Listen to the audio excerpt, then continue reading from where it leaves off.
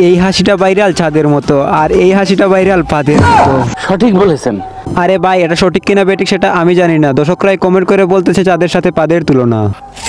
Hello guys, আসসালামু আলাইকুম। সবাই কেমন আছেন? আশা করি সবাই ভালো আছেন। আজকে আমি আছি আপনাদের সাথে রোস্ট ফ্যাক্টরি চ্যানেল থেকে হামিদুল ভাই। চলো গাইস, এবার মূল ভিডিও শুরু করা যাক।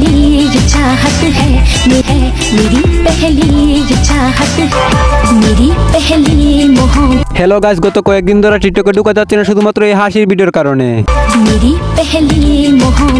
তারপর থেকে ছোট ভাই হয়ে যায় সব মেয়েদের ক্রাশ। তারপর কিছু চাপড়ি ছেলে মেয়ে সবাই বানিয়ে ফেলে এই চাউন্টে ভিডিও, কিন্তু তাদের ভিডিও দেখে মানুষ কমেন্ট করতেছে চাঁদের সাথে পাদের তুলনা। বলেন কি? তারপর ট্রেডিং সাউন্ড ফলো করতে গিয়ে এই আপুটো বানিয়ে ফেলে তার দুটো লাউর ভিডিও।